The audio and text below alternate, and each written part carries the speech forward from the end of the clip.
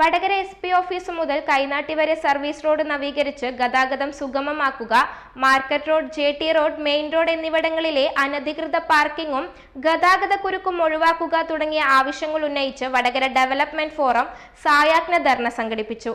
ധർണ MLA KK Rama ഉദ്ഘാടനം ചെയ്തു. എന്റെ ഇഷ്ടങ്ങൾ എന്റെ ഫാമിലിക്ക് അറിയാം.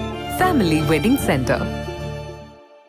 വടകര മേഖലയിലെ ഗതാഗതക്കുരുക്ക് പരിഹരിക്കാൻ സർവീസ് റോഡ് അടിയന്തരമായി നവീകരിക്കാൻ സർക്കാർ ഇടപെടണമെന്നും വികസനത്തിന് തടസ്സം നിൽക്കുന്ന നഗരത്തിലെ അനധികൃത പാർക്കിംഗ് മാറ്റണമെന്നും KK രമ MLA പറഞ്ഞു. വടകര ഡെവലപ്മെന്റ് ഫോറം നേതൃത്വത്തിൽ റൂറൽ SP ഓഫീസ് മുതൽ കൈനാട്ടി വരെ സർവീസ് റോഡ് നവീകരിച്ച് ഗതാഗതം സുഗമമാക്കുക, market road, JT road, main road എന്നിവിടങ്ങളിലെ അനധികൃത പാർക്കിംഗും ഗതാഗതക്കുരുക്കും ഒഴിവാക്കുക എന്നീ ആവശ്യങ്ങൾ ഉന്നയിച്ചുകൊണ്ട് നടത്തിയ സായാജ്ഞ ധർണ ഉദ്ഘാടനം ചെയ്തുകൊണ്ട് സംസാരിക്കുകയായിരുന്നു KK Rama. Service road clear ആക്കുക, സർവീസ് റോഡ് യാത്രായോഗ്യമാക്കുക, എന്നിട്ട് പണിയെടുക്കുക എന്നുള്ളത് നമ്മൾ നിരവധി തവണ അവരോട് ആവശ്യപ്പെട്ടതാണ്. കഴിഞ്ഞ ഒരു 3 മാസങ്ങൾക്ക് മുന്നേ ഈ നാഷണൽ ഹൈവേ അതോറിറ്റിയോട് നമ്മൾ മുന്നറിയിപ്പ് നൽകിയതാണ്. മഴയ്ക്ക് മുന്നേ സർവീസ് റോഡ് ക്ലിയർ ആക്കണം. ആ സർവീസ് റോഡ് ക്ലിയർ ആക്കാതെ നിന്ന് കഴിഞ്ഞാൽ യാത്രക്കാർക്ക് വലിയ ദുരന്തമുണ്ടാകും. അതുകൊണ്ട് മഴക്കാലമാണ് വരാൻ പോകുന്നത്. മഴക്കാലത്തിന് മുന്നേ അത് നടത്തണം, പൂർത്തിയാക്കണമെന്ന് ആവശ്യപ്പെട്ടതാണ്. ഇതുമായി ബന്ധപ്പെട്ട് കളക്ടറോട് പറഞ്ഞു. കളക്ടറെ ബന്ധപ്പെട്ട അധികാരികളുടെയും പഞ്ചായത്ത് പ്രസിഡന്റുമാരുടെയും ഒക്കെ മീറ്റിംഗ് വിളിച്ചു ചേർത്തു. അന്ന് പ്രോട്ടോകോളൊക്കെ ഉള്ളത് കൊണ്ട് ഞങ്ങൾക്ക് പങ്കെടുക്കാൻ സാധിക്കില്ലായിരുന്നു. ഇലക്ഷൻ പ്രഖ്യാപിച്ചതാണ്. പക്ഷേ പഞ്ചായത്ത് അധികാരികളും തദ്ദേശ സ്ഥാപനങ്ങളിലെ അധ്യക്ഷന്മാരെയും നാഷണൽ ഹൈവേയുടെ അതോറിറ്റി ഉദ്യോഗസ്ഥന്മാരുടെയും എല്ലാം യോഗം കളക്ടറേറ്റിൽ വെച്ച് കളക്ടർ യോഗം ചേർന്നു. ഇതിൻ്റെ എല്ലാം കർമ്മ പദ്ധതി തയ്യാറാക്കി ഓരോ സ്ഥലത്തും ചെയ്യേണ്ട വർക്കിനെ സംബന്ധിച്ച് അവർക്ക് നിർദ്ദേശം കൊടുത്തു. അത് പൂർത്തിയാക്കണമെന്ന് ആവശ്യപ്പെട്ടതാണ്. പക്ഷേ ആ സർവീസ് റോഡ് പൂർത്തിയാക്കാൻ വേണ്ടിയിട്ട് ഇതിൻ്റെ കമ്പനിക്കാർ തയ്യാറായില്ല. നമ്മൾ നിയമസഭയിൽ ഈ കമ്പനിക്കെതിരെ നിയമ നടപടി സ്വീകരിക്കണം എന്നുള്ളത് ഉൾപ്പെടെ ആവശ്യപ്പെട്ടതാണ്. കാരണം അത്രയേറെ പ്രശ്നങ്ങൾ ഉണ്ടായിരുന്നു. അപ്പം പിന്നീട് ഈ പല വർക്കുകളും നീങ്ങാത്തത് കൊണ്ട് നമുക്കറിയാം, സോയിൽ നെയിലിംഗ് എന്ന് പറഞ്ഞൊരു വർക്ക് തുടങ്ങി. ഒരു ശാസ്ത്രീയമായ പഠനം നടത്താതെ മതിൽ ഇടിഞ്ഞു വീഴുന്ന സാഹചര്യം, മുക്കാളിയിലും മടപ്പള്ളിയും ഒക്കെ ഇടിഞ്ഞു വീഴുന്ന സാഹചര്യം ഉണ്ടായി. ഇപ്പോഴും അവിടെയൊക്കെയുള്ള വീട്ടുകാർ വാടക വീട്ടിൽ താമസിക്കുകയാണ്. പിന്നീട് അത് പൂർത്തിയാക്കാൻ വേണ്ടി പറഞ്ഞിട്ട് അത് ചെയ്തില്ല. വീണ്ടും അത് തന്നെ പണി തുടങ്ങാൻ വേണ്ടി പോയപ്പോൾ ശക്തമായ പ്രതിഷേധം ആരംഭിച്ചു. നിങ്ങൾക്ക് ഇവിടെ നിൽക്കുകയാണെങ്കിൽ ഞങ്ങളുടെ നെഞ്ചത്ത് കൂടി ഇത് കമ്പി കയറ്റേണ്ടി വരുമെന്ന് പറഞ്ഞ് അവിടെ പോയി നിന്ന് പണി തടസ്സപ്പെടുത്തി. പിന്നീടാണ് അവർ പറഞ്ഞ് അതിനകത്ത് കോൺക്രീറ്റ് വാൾ ഉപയോഗിച്ച് നിർമ്മിച്ചുകൊണ്ട് അത് സുരക്ഷിതമാക്കുക എന്ന് പറഞ്ഞുകൊണ്ട് ഇപ്പോൾ ഒരു ഭാഗം മുക്കാളിൽ ഒരു ഭാഗത്ത് കോൺക്രീറ്റ് ഭിത്തി കഴിഞ്ഞു, മറ്റു ഭാഗത്തേക്ക് പണി നടക്കുന്നു. ഇതൊന്നും സ്പീഡില്ല, ഇതൊന്നും വേഗത്തിലല്ല നടക്കുന്നത്. ഇതൊക്കെ അവർക്ക് തോന്നിയ പോലെ ഇങ്ങനെ നടത്തിക്കൊണ്ടുപോവുകയാണ്. ഇതാണ് ഇപ്പോൾ കാണുന്ന അവസ്ഥ.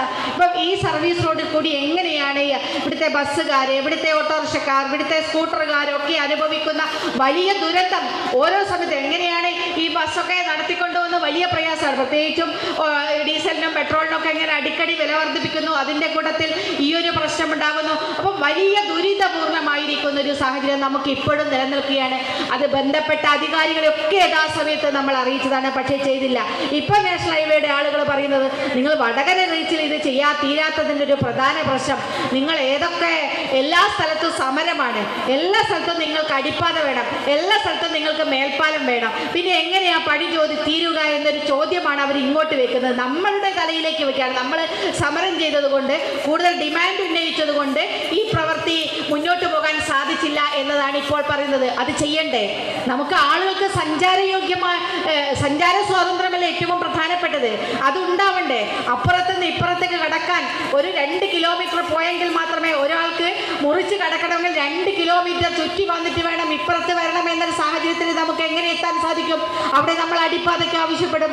അങ്ങനെ അടിപ്പാതയോ മേൽപ്പാലമോ വേണമെന്ന് ആവശ്യപ്പെട്ടും അത് ചെയ്തത് അങ്ങനെ പറഞ്ഞിട്ട് ഒരുപാട് നാൾ കഴിഞ്ഞിട്ടാണ് അവരത് അപ്രൂവ് ചെയ്യുന്നത്. ഇപ്പോഴും ഗളവസാർ കുഞ്ഞിപ്പടിയൊക്കെ ഇന്നലെ അടിപ്പാത അനുവദിച്ചു വന്നിട്ടേ ഉള്ളൂ. ഇത് ആരാണ് ഉത്തരവാദി? ഇത് നമ്മൾ ഉന്നയിക്കാത്തത് കൊണ്ടാണ്. ഇവിടുത്തെ ജനപ്രതിനിധികളോ ഇവിടുത്തെ ജനങ്ങളോ ഇവിടുത്തെ ആളുകളോ ഉന്നയിക്കാത്ത പ്രശ്നമാണോ? പക്ഷേ ഇത് യഥാസമയം എന്തുകൊണ്ടത് പരിഹരിക്കപ്പെടാൻ സാധിച്ചില്ല എന്നുള്ള ചോദ്യമാണ് ഇപ്പോഴും നമുക്കുള്ളത്. പുതിയ ബസ് സ്റ്റാൻഡ് പരിസരത്ത് നടന്ന ധർണയിൽ forum president advocate E Narayanan Nair അധ്യക്ഷത വഹിച്ചു. CK Vijayan, Vinod Cheriyath, AP Haridasan, KN Vinod, advocate Rajan Kayakka, K Balakrishnan, V P Rameshan, V Azeez, T K Ramdas, Salva Kunhammad, A Vijayan, Ushas Gopalan എന്നിവർ സംസാരിച്ചു. News bureau, media Vadakara. അല്ല, ഇന്ന് നല്ല സന്തോഷത്തിലാണല്ലോ. അതെ, സന്തോഷത്തിലാണ്. കാരണം ഞാനിപ്പോ പാചകം ചെയ്യുന്നതേ മയൂരം വെളിച്ചെണ്ണ ഉപയോഗിച്ചാണ്. പുതിയ മയൂരം കോക്കനട്ട് ഓയിൽ, കലർപ്പില്ലാത്ത ശുദ്ധമായ വെളിച്ചെണ്ണ. കർഷകരിൽ നിന്ന് നേരിട്ട് ശേഖരിക്കുന്ന നാളികേരം സൾഫറും പുകയും ഏൽക്കാതെ ഉണക്കിയെടുത്ത കൊപ്രയിൽ നിന്നും സംസ്കരിച്ചെടുക്കുന്ന 100% ശുദ്ധമായ വെളിച്ചെണ്ണ. ഇത്രയും നല്ല വെളിച്ചെണ്ണ ഇപ്പോൾ നിങ്ങൾക്ക് വിപണിയിൽ ലഭിക്കുകയില്ല. മയൂരം വെളിച്ചെണ്ണ, ഒരു ഏറെമല സർവീസ് സഹകരണ ബാങ്ക് സംരംഭം.